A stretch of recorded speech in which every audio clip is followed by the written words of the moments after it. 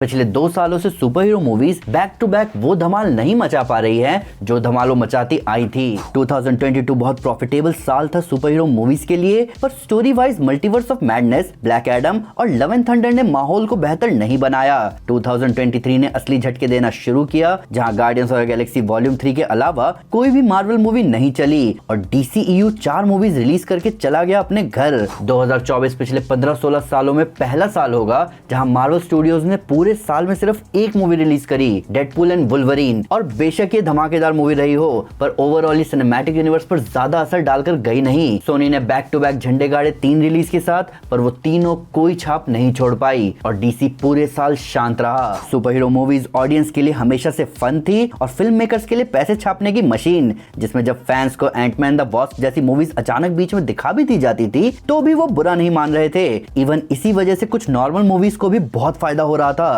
जिसकी वजह से सोनी का सोनी स्पाइडरमैन यूनिवर्स अभी तक टिक पाया।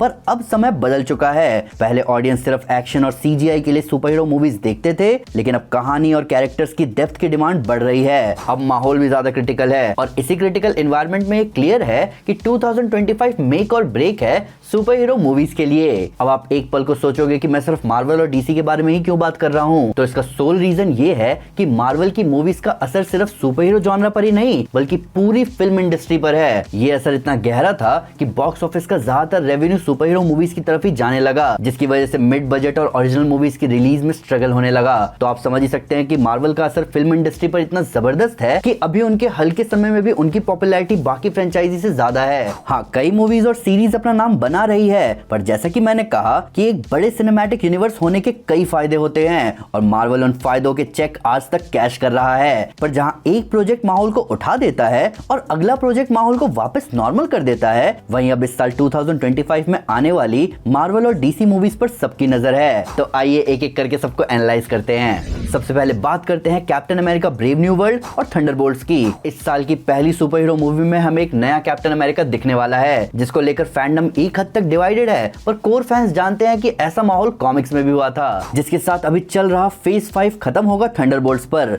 अभी रॉबर्ट डाउनी जूनियर के डॉक्टर डूम के रोल में आने की न्यूज के बाद हर फैन जानना चाहता है कि सब कुछ सीक्रेट वॉर्स की तरफ कैसे जा रहा है, जिसकी वजह से मार्वल ने फेज 6 में चीजों को बदला है। हालांकि फेज 5 तक मार्वल के डीमंस उन्हें तंग करते रहेंगे।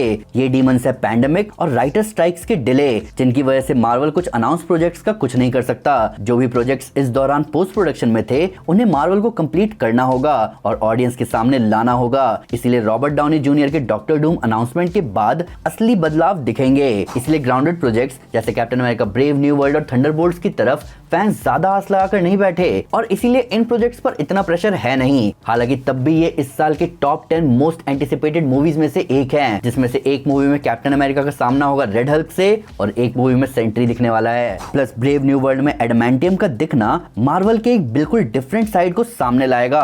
मार्वल कॉमिक्स में एडमेंटियम सीधे राइवल करता है वाइब्रेनियम को। अभी करंटली मार्वल सिनेमैटिक यूनिवर्स में वाइब्रेनियम सबसे स्ट्रॉन्गेस्ट मेटल था, जिसके लिए हमें वर्ल्ड पॉलिटिक्स दिखी ब्लैक पैंथर वकांडा फॉरएवर में। यही वर्ल्ड पॉलिटिक्स और आग पकड़ेगी ब्रेव न्यू वर्ल्ड में, जिसके बारे में हमने अपनी प्रेसिडेंट रॉस वाली वीडियो में बहुत डिटेल में बात करी थी। प्लस एडमेंटियम वही मेटल है जो कि वुल्वरीन के बोन्स में फ्यूज किया गया था, जिसकी वजह से ये मूवी आगे कनेक्ट होती दिख सकती है म्यूटेंट से। इन सब के ऊपर कुछ डिटेल्स सामने आ रहे हैं एडमेंटियम के गामा रेडिएशन को एब्सॉर्ब करने को लेकर, और ये अब इस मेटल को और इंटरेस्टिंग बनाता है क्योंकि गामा रेडिएशन मार्वल के one of the strongest angriest super hero में भर भर के है, वो है हल्क। अभी हाल फिलहाल रूमर्स भी सामने आए वर्ल्ड वॉर हल्क्स के प्रोडक्शन में होने के।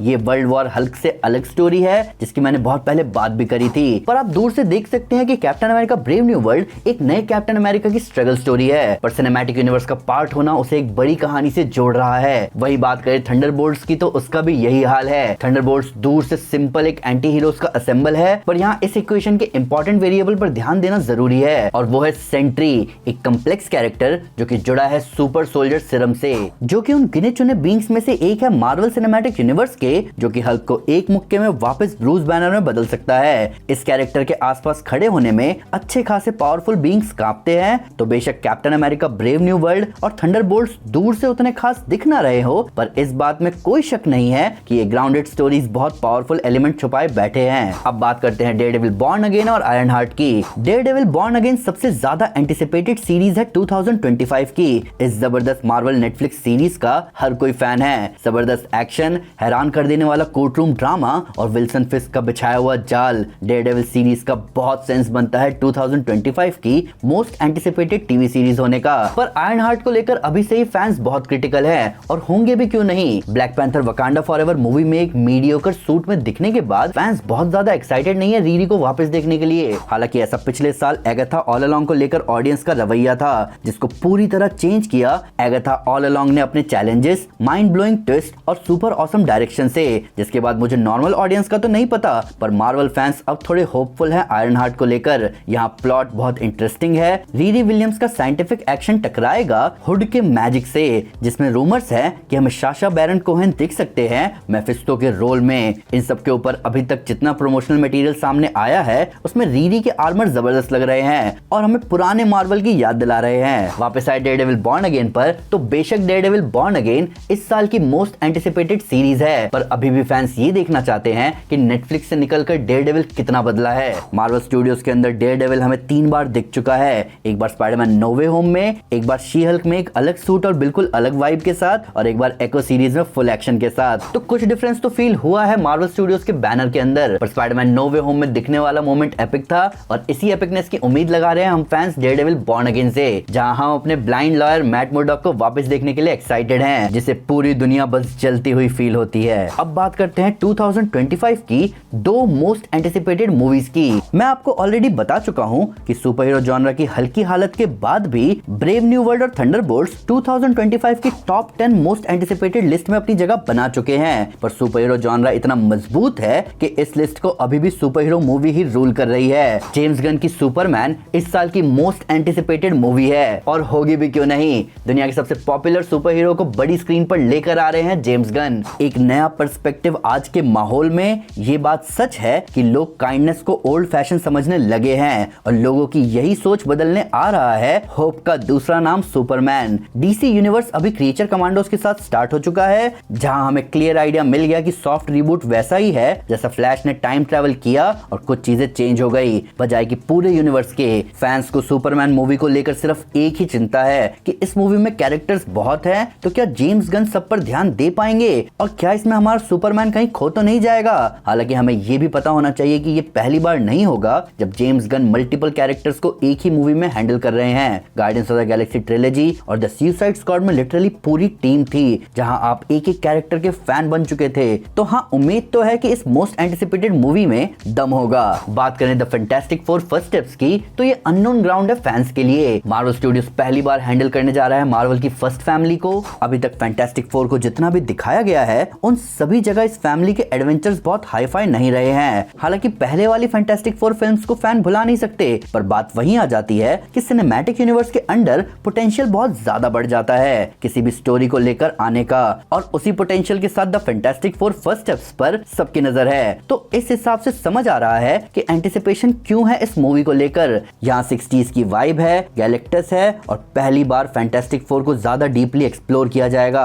प्लस कॉमिक बुक फैंस जानते हैं कि सीक्रेट वॉर्स का main character mister fantastic Reed Richards था, तो थोड़ा एंटिसिपेशन फैंडम की तरफ से भी है। प्लस कुछ रूमर्स हैं रॉबर्ट डाउनी जूनियर के डॉक्टर डूम और टॉम हिडलस्टन के लोकी के इस मूवी में दिखने के। तो ओवरऑल मार्वल की साइड से माहौल इसी मूवी के हाथों में है। पर जैसा कि मैंने इस वीडियो की शुरुआत में कहा कि 2025 मेक और ब्रेक है सुपर हीरो मूवीज के लिए, तो इस हिसाब से असली शोडाउन जुलाई में है, जहां द फैंटास्टिक फोर और सुपरमैन दोनों मूवीज का सुपर हिट होना बहुत जरूरी है, नहीं तो सुपर हीरो मूवीज पर खतरा और बढ़ जाएगा। जैसा कि मैंने शुरू में ही कहा है कि गए वो दिन जब ऑडियंस सुपर हीरो मूवी को एक्शन और सीजीआई के लिए देखती थी। अभी सुपर हीरो मूवीज पर भार ज्यादा है और उन्हें फैंस के एक्सपेक्टेशन को डिलीवर करना होगा, नहीं तो फैंस का बैकलैश झेलना होगा। सुपरमैन मूवी तो लिटरली पूरे यूनिवर्स का भार अपने ऊपर लेकर बैठी है। अगर सुपरमैन मूवी नहीं चली तो डीसी यूनिवर्स बंद होने की कगार पर आ जाएगा। 2025 सुपर हीरो मूवीज के लिए एक नई शुरुआत बन सकता है या एक आखिरी संकेत कि क्या ये जॉनरा फिर से अपनी असली चमक वापस ला पाएगा। तो आपको क्या लगता है, आपके लिए सबसे एंटिसिपेटेड मूवी कौन सी है? डेयरडेविल बॉर्न अगेन को लेकर आप कितने एक्साइटेड हो और आपकी 2025 से क्या उम्मीदें हैं? प्लीज हमें कमेंट में जरूर बताएं। वीडियो अच्छी लगी हो तो लाइक जरूर करें और चैनल को सब्सक्राइब करना ना भूलें। Thank you guys, this is Aman Sinha and you are super super. Piece.